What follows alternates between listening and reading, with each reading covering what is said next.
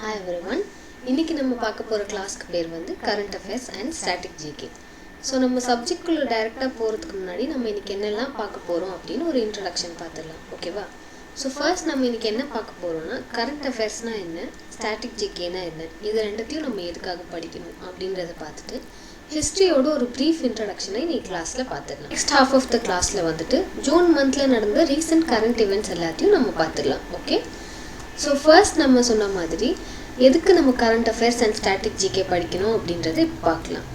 So நீங்கள் இப்போ உங்கள் டெக்ஸ்ட் புக்ஸ் எல்லாம் படிச்சுட்டு இருப்பீங்க, உங்கள் சயின்ஸ் புக்காக இருக்கட்டும், சோஷியல் புக்காக இருக்கட்டும், அதெல்லாம் படித்து நீங்கள் கெயின் பண்ணுறதுக்கு பேர் தான் சப்ஜெக்ட் நாலேஜ் அப்படின்னு நம்ம சொல்கிறோம்.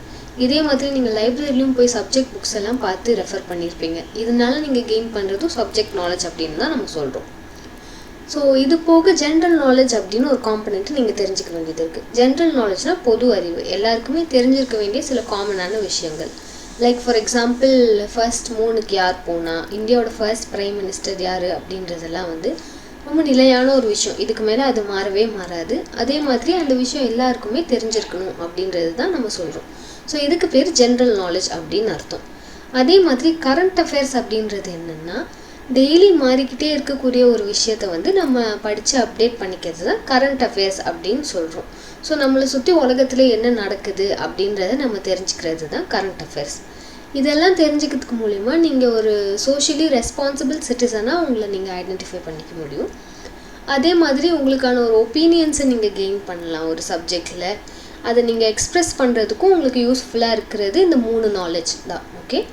ஸோ இது படிக்கிறதுக்கு கொஞ்சம் டிஃபிகல்ட்டாக இருக்கும், கொஞ்சம் சிமிலராகவும் இருக்கும் எல்லாமே. பட் இது எல்லாத்தையும் நீங்கள் படித்தாதான் உங்களுக்கு ஒரு கம்ப்ளீட் நாலேஜ் வந்து கெயின் பண்ண முடியும், ஓகே? ஸோ இதுலேயே ஒரு ஃபியூ ரீசன்ஸ் வந்து நான் சொல்கிறேன் நீங்கள் ஏன் வந்து இது ரெண்டுத்தையும் படிக்கணும் அப்படின்னு. ஃபர்ஸ்ட் ரீசன் வந்து உங்களுக்கு எக்ஸாமினேஷன் பாயிண்ட் ஆஃப் வியூலேருந்து கரண்ட் அஃபேர்ஸ் அண்ட் ஜிகே வந்து ரொம்ப இம்பார்ட்டண்ட்டான ஒரு விஷயமா நம்ம பார்க்குறோம், ஓகே? ஸோ ஃபார் எக்ஸாம்பிள் இப்போ நீங்கள் 11th 12th படிச்சுட்ருக்கீங்க, நெக்ஸ்ட்டு நீங்கள் ஹையர் எஜுகேஷன் பர்சியூ பண்ணுறதுக்காக நீங்கள் இந்த எக்ஸாமினேஷன்ஸ்லாம் கிளாட் எக்ஸாம்ஸ், யூஇடி, நாட்டா, நிஃப்ட், இந்த மாதிரி நிறைய எக்ஸாம்ஸ் நீங்கள் எழுதணும். அதில் எல்லாத்துலேயுமே கரண்ட் அஃபேர்ஸ் அண்ட் ஸ்டாட்டிக் ஜிகேவை ஒரு காம்பனண்ட்டாக வச்சுருப்பாங்க. உங்களை சுற்றி என்ன நடந்திருக்கு, ஆல்ரெடி நடந்த விஷயங்கள்லாம் உங்களுக்கு தெரிஞ்சிருக்கா அப்படின்றத வந்து அசஸ் பண்ணுறதுக்காக வைக்கிற ஒரு காம்பனண்ட் தான் இது, ஓகே? அதே மாதிரி நான் முன்னாடி சொன்ன மாதிரி உங்களுக்காக ஒரு ஒப்பீனியன் நீங்கள் டெவலப் பண்ணிக்க முடியும் நீங்கள் நிறைய விஷயங்கள் படித்து தெரிஞ்சுக்கும் போது. அண்ட் நியூஸ் பேப்பரை நீங்கள் இங்கிலீஷ் லாங்குவேஜ்லையோ இல்லை டெக்ஸ்ட் புக்ஸை நீங்கள் இங்கிலீஷில் படிக்கும்போது உங்களுக்கு வந்து அந்த லாங்குவேஜ் இம்ப்ரூவ் ஆகும். இது இங்கிலீஷ்னு இல்லை, நீங்கள் தமிழ்லேயே படிக்கும்போது கூட உங்கள் கிராமர், உங்கள் ஒகேபுலரி வந்து அவ்வளோ இம்பேக்ட்ஃபுல்லாக டெவலப் ஆகும், ஓகே? ஸோ இதெல்லாம் few reasons why you should study current affairs and GK, ஓகேவா? ஸோ நெக்ஸ்ட் நம்ம டேரக்ட் டாபிக் உள்ளே போயிடலாம். இன்றைக்கி நம்ம பார்க்க போகிறது வந்து ப்ரீ ஹிஸ்ட்ரி அப்படின்ற ஒரு டாபிக் தான். இந்த சப்ஜெக்டை நீங்கள் கண்டிப்பாக உங்கள் 6th standard 7th standardல வந்து ரொம்ப டீட்டெயில்டாக படிச்சிருப்பீங்க. ஸோ அதை ரெஃப்ரெஷ் பண்ணுற மாதிரி நம்ம ஒரு குட்டி இன்ட்ரடக்ஷன் தான் இப்போ பார்க்க போகிறோம், ஓகே? இது ஜென்ரல் நாலேஜில் எக்ஸாம் பாயிண்ட் ஆஃப் வியூவில் ஒரு இம்பார்ட்டண்ட்டான டாபிக். ஸோ ஃபர்ஸ்ட் நம்ம பார்த்தோம்னா ஹிஸ்ட்ரியிலே பல ஸ்டேஜஸ் இருக்குது, நீங்கள் ஆல்ரெடி படிச்சிருப்பீங்க, பட் நான் இப்போ சொல்கிறேன். ஃபர்ஸ்ட் வந்துட்டு ப்ரீ ஹிஸ்ட்ரி அப்படின்னு ஒரு பீரியட் இருக்குது, நெக்ஸ்ட் ப்ரோட்டோ ஹிஸ்ட்ரி அண்ட் ஹிஸ்ட்ரி அப்படின்னு 3 பீரியட் தான் நம்ம பிரிக்கிறோம். ஃபர்ஸ்ட் வந்து ப்ரீ ஹிஸ்ட்ரி அப்படின்ற பீரியட்க்கு வந்து உங்களுக்கு ஆப்ஜெக்ட்ஸ் வச்சு நீங்கள் படிக்கிறீங்க. அதாவது இந்த பீரியடில் அவங்க லெட்டர்ஸ் எல்லாம் வந்து இன்னும் எதுவுமே கிடைக்கல எவிடன்ஸாக. ஸோ அந்த டைமில் கிடைச்ச எவிடன்சஸ் வச்சு நீங்கள் வந்து அந்த பீரியடில் எப்படி வாழ்ந்துருப்பாங்க, என்னெல்லாம் அது நடந்திருக்கலாம் அப்படின்றத நீங்கள் வந்து அசியூம் பண்ணி படிக்கிறீங்க. இதுக்கு பேர் தான் ப்ரீ ஹிஸ்ட்ரி அப்படின்னு சொல்கிறாங்க. இதுக்கு எவிடன்சஸாக என்ன எடுக்கிறாங்கன்னா அனிமல் போன்ஸாக இருக்கலாம், இல்லைனா ஏதாவது பாட்ரியாக இருக்கலாம். இந்த மாதிரி சில விஷயங்களில் வந்து ஆர்கியாலஜிஸ்ட் ஃபைண்ட் பண்ணி அது என்ன டேட்டில் இருக்குது, அதில் என்னெல்லாம் அவங்க கண்டுபிடிக்க முடியும் அப்படின்றத தான் பார்க்குறாங்க. இதுதான் ப்ரீ ஹிஸ்ட்ரி. ப்ரோட்டோ ஹிஸ்ட்ரி அப்படின்னா அவங்க சிம்பிள்ஸ் வச்சு அந்த டைமில் எழுதியிருக்காங்க. அந்த சிம்பிள்ஸ் மேபி அவங்களுக்கு புரிஞ்சிருக்கலாம், பட் இந்த டைமில் நம்மளுக்கு டிசைஃபர் பண்ணுறதுக்கோ இல்லை அது புரிஞ்சுக்கிறதுக்கோ சரியான ரிசோர்ஸஸ் நம்மக்கிட்ட இப்போ வரைக்கும் இல்லை, ஓகே?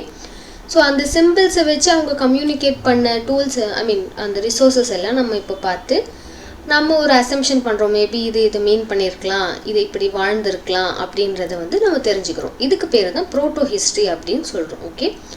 ஹிஸ்ட்ரி அப்படின்ற ஒரு பீரியடில் தான் நம்மளுக்கு ரிட்டன் எவிடன்சஸ் வந்து கிடைக்குது. இதுக்கு முன்னாடி பார்த்த 2 பீரியட்லேயுமே நம்மளுக்கு எழுத்துப்பூர்வமான ஆதாரம் வந்து எங்கேயுமே கான்க்ரீட்டாக கிடைக்கல. பட் இந்த இடத்துல வந்து அவங்க எழுதி வச்சுட்டு போயிருக்காங்க, இந்த காலத்தில் இப்படி வாழ்ந்திருக்காங்க, இப்படியெல்லாம் நடந்திருக்கு அப்படின்னு. வாழ்ந்திருக்கலாம் அப்படின்றத நம்ம கரெக்டாக தெரிஞ்சுக்கிறோம். இதுக்கு பேர் தான் ஹிஸ்ட்ரி அப்படின்னு நம்ம சொல்கிறோம். ஓகே, இதுக்கெல்லாம் சோர்சஸ் நம்மளுக்கு archaeological sources and literary sources அப்படின்னு அது 2 வகைப்படுத்தலாம். ஆர்கியலாஜிக்கல் சோர்சஸ் அப்படின்றது அந்த டைமில் யூஸ் பண்ண காயின்ஸ், பாட்டரி, இல்லைன்னா அவங்க போட்டிருந்த பீட்ஸு, இல்லைன்னா அவங்க கட்டி வச்சுட்டு போன ஸ்கல்ப்சர்ஸு, மான்யூமெண்ட்ஸ், இது எல்லாத்தையும் நம்ம ஆர்கியலாஜிக்கல் சோர்சஸ்க்கு கீழே கிளாஸிஃபை பண்ணலாம். இந்த ரிசோர்ஸ் மூலியமாக நம்ம வந்து ஒரு அசம்ஷன் வச்சுக்கிறோம், இவங்க இப்படிலாம் வாழ்ந்துருக்கலாம், டைமில் இவ்வளோ அட்வான்ஸ்மெண்ட்ஸ் இருந்திருக்கு அப்படின்றத நம்ம புரிஞ்சுக்கிறோம். ஓகேவா, நெக்ஸ்ட் நம்ம பார்த்தோம்னா லிட்ரரி சோர்சஸ் அப்படின்னு ஒரு விஷயம் இருக்குது. லிட்ரரி சோர்சஸ்னால் வந்துட்டு சில ரிலீஜியஸ் சோர்சஸ் இருக்கும். ஃபார் எக்ஸாம்பிள் குரான் இருக்கும், பைபிள் இருக்கும், பகவத்கீதா இருக்கும். இந்த மாதிரி ரிசோர்சஸ்லாம் அவங்க எப்படி வாழ்ந்திருக்காங்க, என்ன பண்ணியிருக்காங்கன்னு டிஸ்கிரைப் பண்ணியிருப்பாங்க. அதுக்கு பேர் ரிலீஜியஸ் சோர்சஸ்ன்னு நம்ம சொல்கிறோம். செக்யுலர் சோர்சஸ்னால் இப்போது சில மக்கள் வந்து ஃபாரின்லேருந்து இங்கே ட்ராவல் பண்ணி வந்திருக்கலாம். அவங்க வந்து எழுதி வச்சிருக்கலாம், இது இப்படி இருந்திருக்கு இந்த ஊரில், இப்படியெல்லாம் ட்ரேட் நடந்துச்சு இந்த ஊரில் அப்படின்னு அவங்க பாயிண்ட் ஆஃப் வியூவில் வந்து எழுதி வச்சுருப்பாங்க. அது போக சில அந்த மக்கள் வாழ்ந்தவங்க வந்து ஒரு டைரி, ஒரு ஜேர்னல் மாதிரி மெயின்டைன் பண்ணியிருக்கலாம். அப்படி கிடைக்கிற ரிசோர்ஸஸ் எல்லாம் கூட நம்ம வந்து செக்யுலர் சோர்சஸ் அப்படின்னு வச்சுக்கலாம். ஓகேவா, ப்ரீ ஹிஸ்ட்ரியே நம்ம 2 ப்ராட் கிளாஸிஃபிகேஷனில் பிரித்து பார்க்கலாம், stone age and metal age. ஓகேவா, இது வந்து என்னென்னா அந்த டைமில் என்ன டூல்ஸ் யூஸ் பண்ணியிருக்காங்க அப்படின்றத வச்சு நம்ம கிளாஸிஃபை பண்ணுறது தான் இந்த கிளாஸிஃபிகேஷன். ஸோ ஃபர்ஸ்ட் பார்த்தோம்னா ஸ்டோன் ஏஜ் அப்படின்னா அந்த டைமில் ஸ்டோன் தான் ப்ராமினெண்ட்டாக இருந்திருக்கு, ஹென்ஸ் ஸ்டோன் ஏஜ் அப்படின்னு நம்ம சொல்கிறோம். இதுலேயே 3 டைப்ஸ் இருக்குது, பேலியோலித்திக், மீசோலித்திக் அண்ட் நியோலித்திக். ஓகேவா, அந்தந்த டைமில் இருந்த அட்வான்ஸ்மெண்ட்ஸ் டூல்ஸ் வச்சு தான் இந்த கிளாஸிஃபிகேஷன் மொத்தமாகவே நம்ம பண்ணுறோம். ஓகே, ஸோ இந்த பேலியோலித்திக்லேயே கூட இன்னும் 3 டைப்ஸ் இருக்குது, lower palaeolithic, middle palaeolithic and upper palaeolithic. ஓகேவா, மெட்டல் ஏஜ் அப்படின்னா என்னென்னா அந்த டைமில் different types of metals use பண்ணியிருப்பாங்க. ஸோ அந்தந்த மெட்டல் டைம்ஸை வச்சு நம்ம கிளாஸிஃபிகேஷன் பண்ணுவாங்க. அதுக்கு பேர் தான் மெட்டல் ஏஜ் அப்படின்னு நம்ம சொல்கிறோம்.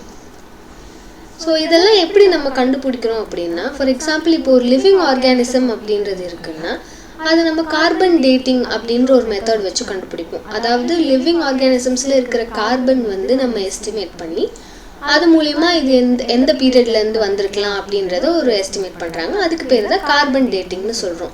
ஸோ அதே மாதிரி இப்போ ஒரு பாட்டரி இருக்குது, ஒரு காயின் இருக்குன்னா அதெல்லாம் ஒரு நான் லிவிங் பீயிங் இல்லையா, அது எப்படி கண்டுபிடிக்கிறாங்கன்னா காஸ்மிக் ரே எக்ஸ்போஷர் மெத்தட் அப்படின்ற ஒரு இது மூலியமாக தான் கண்டுபிடிக்கிறாங்க.